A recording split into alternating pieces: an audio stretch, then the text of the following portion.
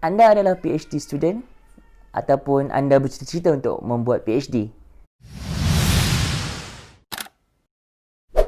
Sebenarnya bila nak jadi PhD student ni, dia memerlukan dedikasi yang sangat besar.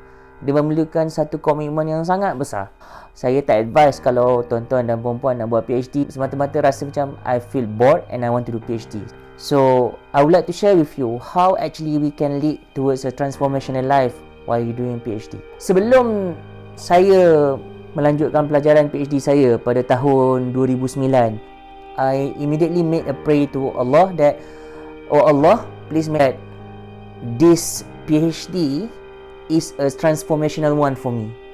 Little that I know that Allah has put so many plans in it, and there are so many things that I learned throughout my PhD.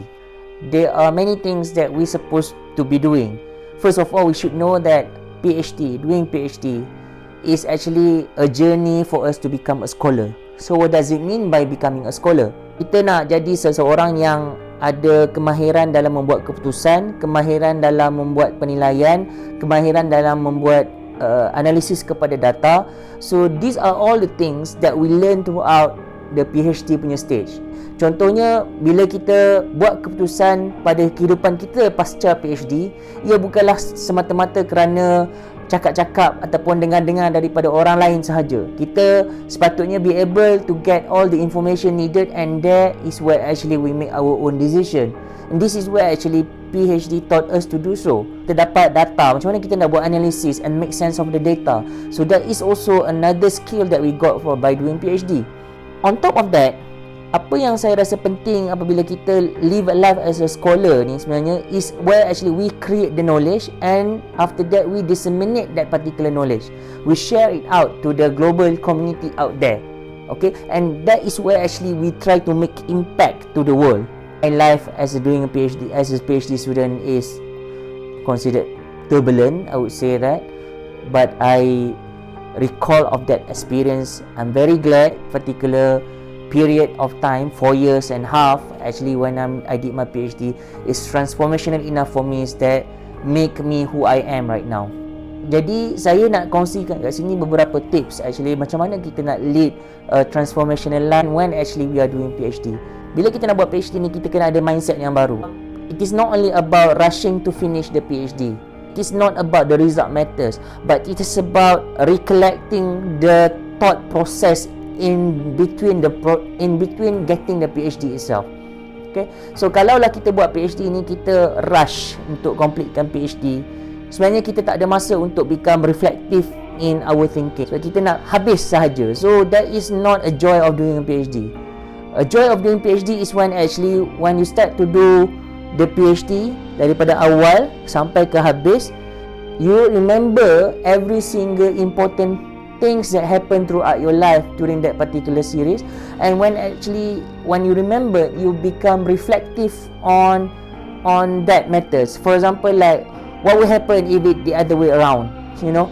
So although it has been fated that way, tapi sometimes kita sebenarnya mengajar kita supaya okay, if that situation comes back to me again, what would I do? Secondly, PhD ni bukan nak isi template. It's not about filling the template. This is what I realise. I see some of the PhD students, kalaulah ada somebody yang buat similar research dengan dia who has graduated, dia cuba balik imitate the process. Walaupun dia gunakan different variable, different data set, tapi sebenarnya benda ni macam fill up the template. It can guarantee you to complete your PhD if you be able to defend your thesis or during the viva session. Akan tetapi, this is where the problem that you heard the aftermath of PhD. This is where actually you start to hear that pasal apa setengah orang buat PhD tapi tak dapat kerja. It is something wrong with actually the way how you conduct your PhD work. If you're not being critical enough with other people's work, you just actually mostly like copycat apa benda yang orang lain dah buat. You may just play around with the data, and you present some kind of arguments which is superficial, yang not into depth.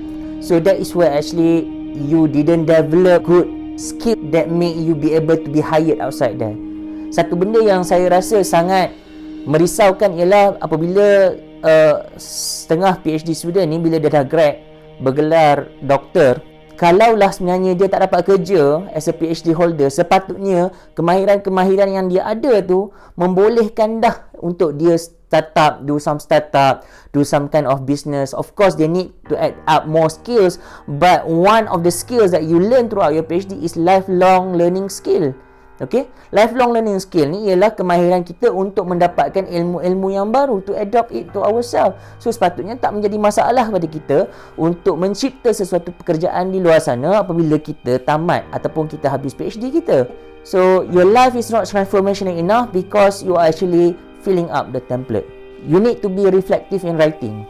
So this is what I realised, that many of the student sebenarnya dia bukan tidak pandai menulis, tetapi tidak berupaya to transform whatever that they think inside their brain into writing. We have not been doing enough writing based on our thinking, yang menyebabkan bila kita buat PhD ni kita jadi macam kaku, kita rasa mental block, kita ada lots of the time we have writer's block.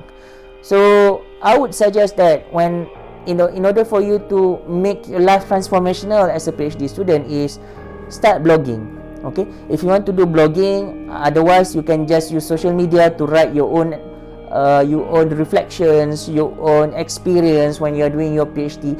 That actually helps you in order for you to have reflective writing new skills.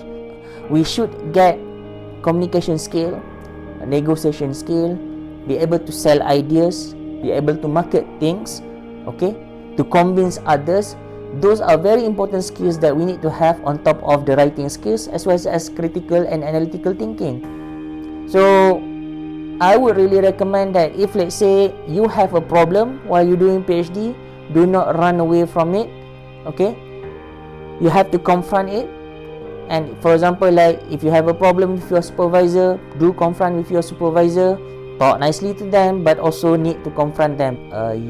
When we're doing PhD, don't run away from the problem.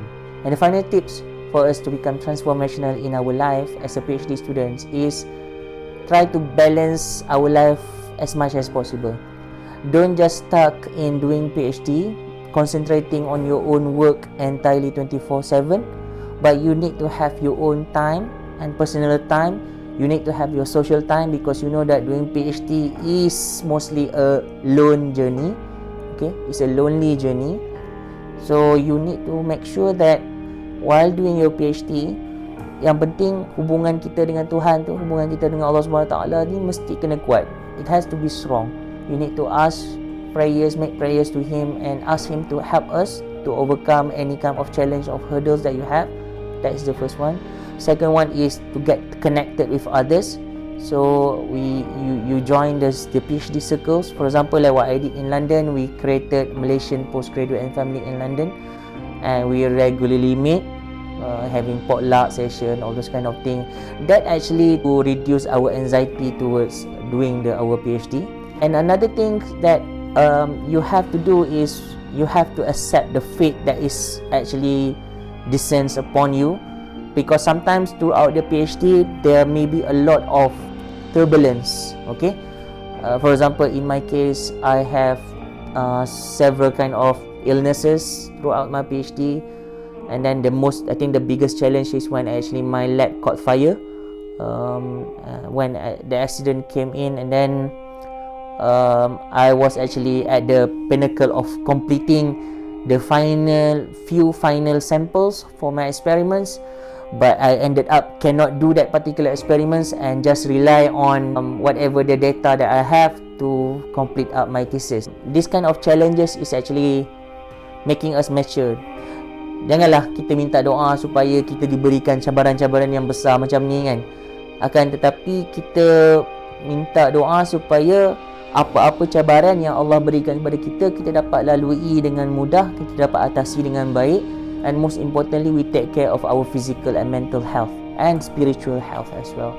PhD is really big matter to us. Once you do it, do your best. Once you complete it, live your life differently from whatever that you have lived in the past, and become better while you become a scholar.